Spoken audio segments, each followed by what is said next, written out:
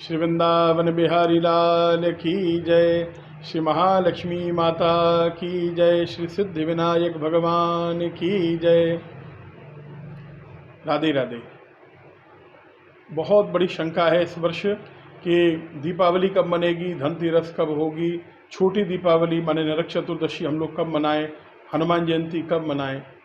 आज हम लोग शास्त्रीय प्रमाण के आधार पर चर्चा करेंगे। कोई भी कही सुनी बात हम लोग ना कहेंगे, ना आपको उसका पालन करना है किसी कही सुनी बात का। केवल शास्त्रों के आधार पर हमको चलना है, क्योंकि तस्मात् शास्त्रम प्रमाणम ते कार्याकार्य व्यवस्थितौ। भगवान गीता जी में कहते हैं कि प्रमाण तो शास्त्र ही हैं। शास्त्र क्या कहते हैं हम उसका अवलोकन करें।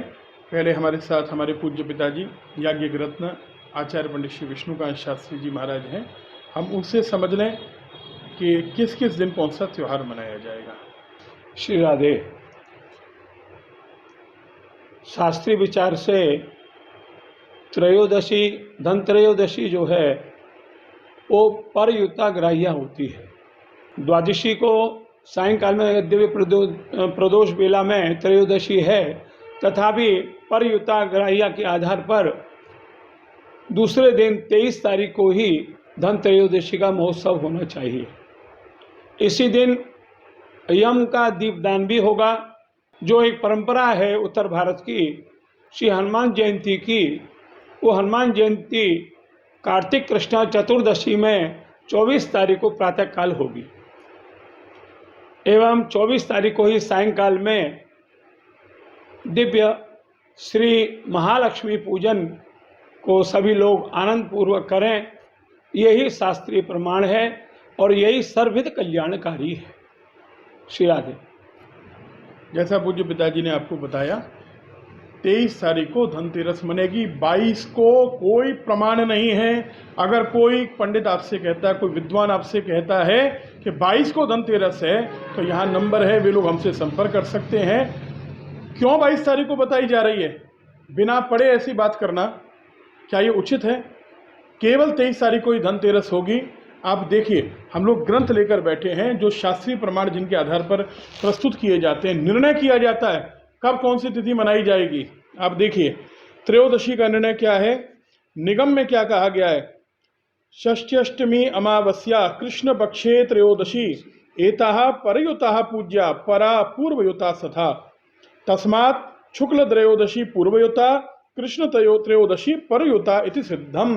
माने शुक्ल पक्ष की कोई भी तेरस त्रयोदशी पूर्व से माने द्वादशी से युक्त चलेगी, और कृष्ण पक्ष की कोई भी त्रयोदशी वो परा चलेगी, माने चतुर्दशी से युक्त चलेगी। इसलिए 23 तारीख को।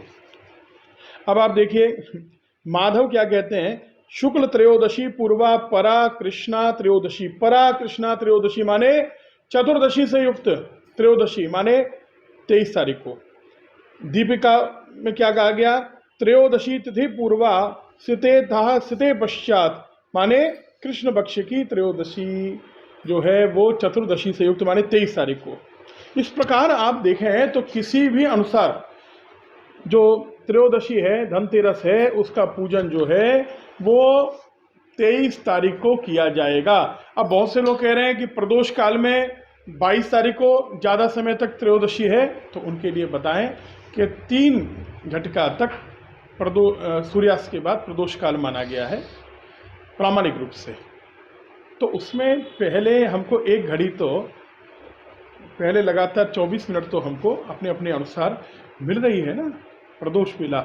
और प्रदोष में कब करना चाहिए, तो यहाँ पर बात आई कि यम का दीपदान जो है अत्र त्रयोदशी प्रदोष व्यापिनी ग्राह्य निशामुखे। निशामुखे माने जैसे रात्रि प्रारंभ हो तब ये यम के लिए दीपदान करना है। दिनद्वये, अगर 2 दिन हो तो उन लोगों के लिए जो 22 तारीख बता रहे हैं, दिनद्वये तद व्याप्तौ अव्याप्तौ वा परा कृष्णत्वात्। तो कृष्ण पक्ष में परा माने दूसरे दिन वाली तेरस लेनी है, तो 22 को नहीं 13 को होगी, 23 को होगी।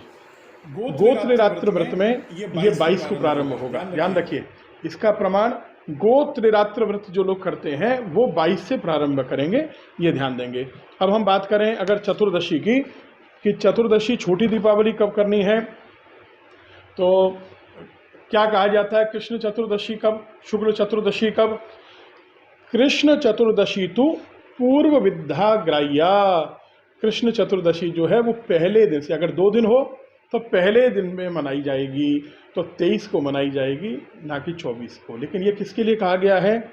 ये आपस्तंभ ऋषि कह रहे हैं। और मदन रत्नादिशु में क्या कह रहे हैं? कृष्णा परे एव ग्राह्ये। इसमें कह रहे हैं कृष्णा दूसरे दिन होनी चाहिए, लेकिन उसकी फिर आगे व्याख्या की गई है कि ये व्रत में करनी है। अगर व्रत है तो चतुर्दशी फिर दूसरे दिन होगी, लेकिन अगर दीपदान आदि करना है, क्योंकि वो प्रदोष काल में करना चाहिए। कब करना चाहिए?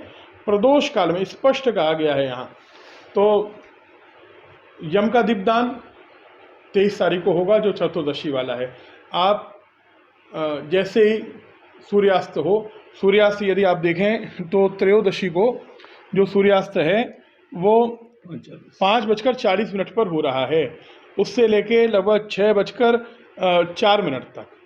ये आप प्रदोष के लिए दीपदान करें, धनतेरस के लिए दीपदान करें, और उसके बिल्कुल तुरंत बाद आप जो चतुर्दशी का दीपदान होता है, नरकासुर आदि के लिए किया जाता है, यम के लिए किया जाएगा, वो आप नरकासुर के लिए भी किया जाएगा क्योंकि नरक चतुर्दशी है, तो उसके लिए दीपदान करेंगे। अब यहाँ स्कंद पुराण देख लीजिए, मदन रत्न काल तत्व विवेचना भी यहाँ कर दी है, ब्रह्म वैवर्त इत्यादि सब जगह ये कहा कि व्रत में अगले दिन की चतुर्दशी लेनी है और दीपदान में पहले दिन की चतुर्दशी लेनी है। क्योंकि अब हम बात करते हैं कृष्ण पक्ष की, ये कार्तिक कृष्ण पक्ष की चतुर्दशी की बात। इसमें एक अभ्यंग स्नान होता है, वो अभ्यंग स्नान के लिए हम अलग से वीडियो जारी करेंगे, आप उसमें देखिए। अगर आपको नरकों से बचना है, यम की यातना से बचना है, अकाल मृत्यु से बचना है, तो ये अभ्यंग स्नान बहुत सुंदर है। कब करना चाहिए उसकी बात हम अगले वीडियो में करेंगे आपके लिए। लेकिन ये वाली जो चतुर्दशी है, अब स्पेसिफिकली हम लोग अगर कार्तिक कृष्णा चतुर्दशी, छोटी दीपावली की बात करें, नरक चतुर्दशी की बात करें, तो इयम चतुर्दशी चंद्रोदय व्यापिनी ग्राह्या। चंद्र उदय जब हो तो वो चतुर्दशी लेनी है, यहाँ सूर्योदय वाली नहीं। और अत्र चंद्रोदय मुख्य सूर्योदयो गौण उत्तर भावित्वात्, यहाँ पर सूर्योदय गौण होगा, चंद्रोदय के हिसाब से होगा, ना कि सूर्योदय के हिसाब से। वैष्णवों की परंपरा हमेशा ये नहीं है जो हम लोग कह देते हैं सूर्योदय में जो तिथि है वो मानी जाएगी, नहीं, यहाँ चंद्रोदय के हिसाब से तिथि होगी, सूर्योदय के हिसाब से नहीं होगी। अब बात आई दिनद्वय, अगर 2 दिन हो तो चंद्रोदय व्याप्त हुआ पूर्व विद्या ग्राह्या। अगर 2 दिन हो तो इस दीपदान के लिए पहले दिन करनी है, इस प्रकार ये कहा गया है। और उसमें भी स्पष्ट रूप से कहा कि ये जो दीपदान है वो प्रदोष काल में करना चाहिए। तो फिर अगले दिन तो 24 तारीख को अगर छोटी दीपावली कोई मनाए तो उस समय प्रदोष काल लगेगा ही नहीं, प्रदोष काल में चतुर्दशी होगी नहीं, उस समय तो अमावस्या होगी। तो इसीलिए आप निश्चिंत होकर 24 तारीख का जो 24 तारीख को केवल हनुमान जयंती मनाएं, छोटी दीपावली के अनुसार। दीपदान अभ्यंग स्नान 23 तारीख को करना है। अब बात करते हैं हम लोग दीप मालिका पूजन की, दिवाली पूजन की। तो पिताजी आपको उसके लिए अच्छा मुहूर्त क्या होगा आप सबके लिए वो बताएंगे। और किसी को विशेष मुहूर्त चाहिए तो यहाँ जो नंबर शो हो रहा है आप उन नंबर्स पर हमसे संपर्क कर सकते हैं। हम आपके अनुसार अच्छा मुहूर्त क्या है, आपके नाम के अनुसार क्या अच्छा मुहूर्त है, आपके व्यापार के अनुसार क्या अच्छा मुहूर्त है, वो आचार्य पंडित श्री नरोत्तम लाल सेवा संस्थान और श्री नरोत्तम पीठ के द्वारा प्रामाणिक रूप से आपको बताएंगे। श्री राधे। दीपमाल का पूजन के लिए श्री महालक्ष्मी, श्रीमन महागणपति और कुबेर सहित संपूर्ण देवताओं का जो पूजन किया जाता है, इसके लिए सर्वोत्तम समय सायंकाल में 7 बजे से 8:54 के बीच में वृष लग्न है, वो श्रेष्ठ लग्न है। किंतु परंपरागत स्वरूप से कई भक्तजन सिंह लग्न में ही पूजन करते हैं। वो रात्रि में 1:20 पर आएगी और 3:37 तक रात्रि में रहेगी। इसके बीच में ही पूजन कर लें।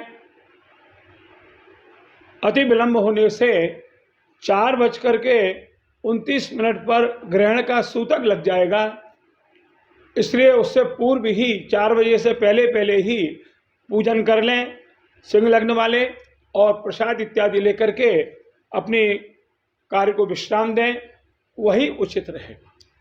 तो वृष लग्न और सिंह लग्न का पूजन ही सर्वोत्तम माना गया है। दीपमालिका पूजन के लिए सर्वोत्तम मुहूर्त के विषय में विचार हो रहा है।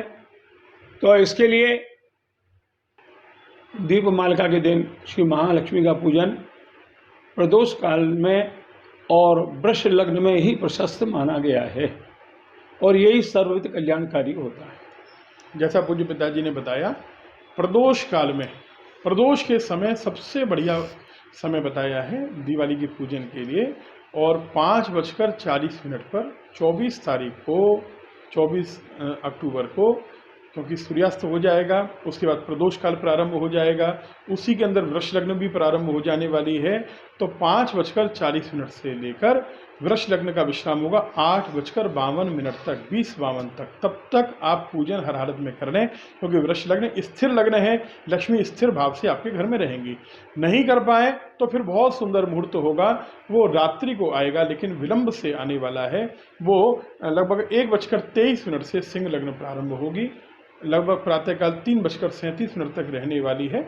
उसमें भी आप कर सकते हैं, जो सिंह लग्न में पूजन करते हैं 4:30 बजे से, क्योंकि सूतक लगने वाले हैं, इसलिए उससे पूर्व आपको पूजन इत्यादि करके विश्राम भी कर लेना चाहिए। तो इस प्रकार हम लोगों ने निश्चय किया, पुनः सुन लें, धनतेरस 23 को मनेगी, उसका दीपदान सूर्यास्त होते ही 5:40 से 20 मिनट के अंदर करना है। उसके बाद 6:03 के तुरंत बाद आपको चतुर्दशी के लिए दीपदान करना है, और 4 मुख वाला दीपदान करना है। अभ्यंग स्नान जिनको करना है, वो रात्रि को जब चंद्रोदय होगा, लगभग रात्रि को 11 बजे के आसपास अभ्यंग स्नान, उसका वीडियो अलग से जारी होगा। हनुमान जयंती का जो पूजन करते हैं 24 तारीख को प्रातःकाल हनुमान जयंती का पूजन करेंगे, और दिवाली का पूजन शाम को 5:27 से प्रारंभ होगा। इस प्रकार ये बिल्कुल प्रामाणिक चर्चा है। जो प्रामाणिक रूप से तर्क वितर्क करना चाहते हैं उनका सदैव स्वागत है। अच्छे माहौल में हम लोग चर्चा करें, एक प्रमाण पर पहुँचें, हम लोग समाज को एक एकता का संदेश दें, अच्छी बात करें, लेकिन कुतर्क करने वालों के लिए हम केवल हाथ ही जोड़ सकते हैं। आप सबके लिए दीपमालिका मंगलमय हो। अलग से वीडियो आप देखें, एक एक दिन वीडियो जारी होगा। धनतेरस में किस तरह से दीपदान किया जाता है, कौन सा श्लोक और मंत्र जपा जाता है, चतुर्दशी में कौन सा श्लोक मंत्र, अभ्यंग स्नान करने से क्या लाभ, कैसे किया जाता है, और हनुमान जी का पूजन आदि, दिवाली का पूजन, ये सब वीडियोस आपको मिलेंगे। आप उनको शेयर करते रहिए, चैनल को फॉलो और सब्सक्राइब करना नहीं भूलें, बेल आइकन अवश्य दबा दें। आप सबके लिए मंगलमय हो। कि नरोत्तम पीठ से राधे राधे।